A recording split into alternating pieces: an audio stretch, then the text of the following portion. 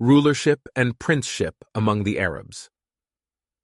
When talking about the Arabs before Islam, we deem it necessary to draw a mini picture of the history of rulership, princeship, sectarianism, and the religious dominations of the Arabs, so as to facilitate the understanding of emergent circumstances when Islam appeared.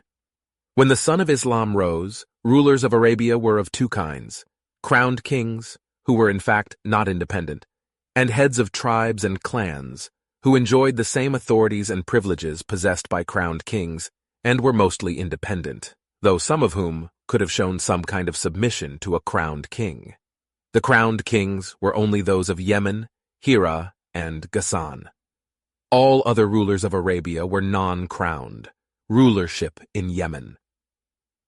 The folks of Sheba were one of the oldest nations of the pure Arabs who lived in Yemen.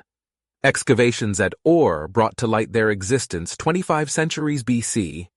Their civilization flourished, and their domain spread 11 centuries BC. It is possible to divide their ages according to the following estimation. 1. The centuries before 650 BC, during which their kings were called Makhrib Sheba. Their capital was Sarwa, also known as Kriba, whose ruins lie in a spot, a day's walk from the western side of Marib. During this period, they started building the Dam of Marib, which had great importance in the history of Yemen. Sheba was also said to have had so great a domain that they had colonies inside and outside Arabia. 2.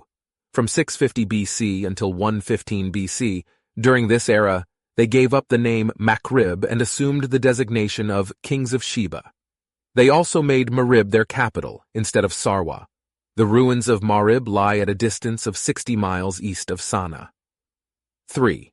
From 115 BC until 300 AD, during this period, the tribe of Himyar conquered the kingdom of Sheba and took Redan for capital instead of Marib. Later on, Redan was called Zifar. Its ruins still lie on Mudawar Mountain near the town of Yarim. During this period, they began to decline and fall. Their trade failed to a very great extent, firstly because of the Nabatean domain over the north of Hijaz. Secondly, because of the Roman superiority over the naval trade routes after the Roman conquest of Egypt, Syria, and the north of Hijaz. And thirdly, because of the intertribal warfare. Thanks to the three above-mentioned factors, families of Khatan were disunited and scattered out. 4. From 300 AD until Islam dawned on Yemen. This period witnessed a lot of disorder and turmoil.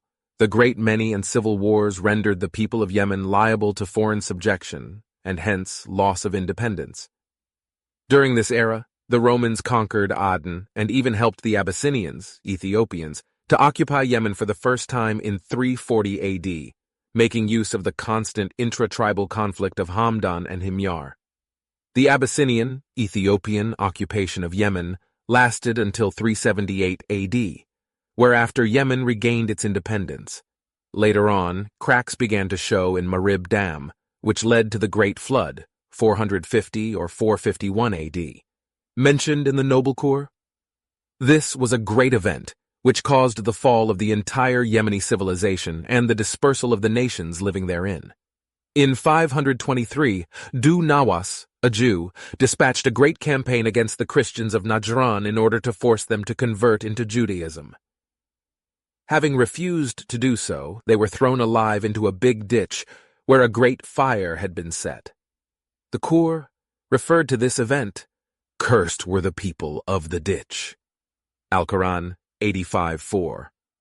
This aroused great wrath among the Christians, and especially the Roman emperors, who not only instigated the Abyssinians, Ethiopians, against Arabs, but also assembled a large fleet which helped the Abyssinian, Ethiopian army of 70,000 warriors to effect a second conquest of Yemen in 525 AD, under the leadership of Ar-Raheeq, who was granted rulership over Yemen, a position he held until he was assassinated by one of his army leaders, Abraha, who, after reconciliation with the king of Abyssinia, took rulership over Yemen, and later on deployed his soldiers to demolish Al-Kaaba, and hence he and his soldiers came to be known as the Men of the Elephant.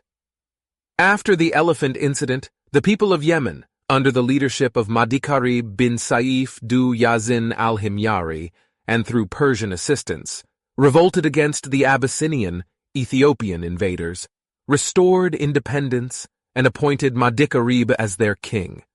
However, Madikarib was assassinated by an Abyssinian, Ethiopian. He used to have him around for service and protection. The family of Du Yazin was thus deprived of royalty forever. Kisra, the Persian king, appointed a Persian ruler over Sana'a, and thus made Yemen a Persian colony. Persian rulers maintained rulership of Yemen until Badhan, the last of them, embraced Islam in 638 AD, thus terminating the Persian domain over Yemen. Thanks for listening.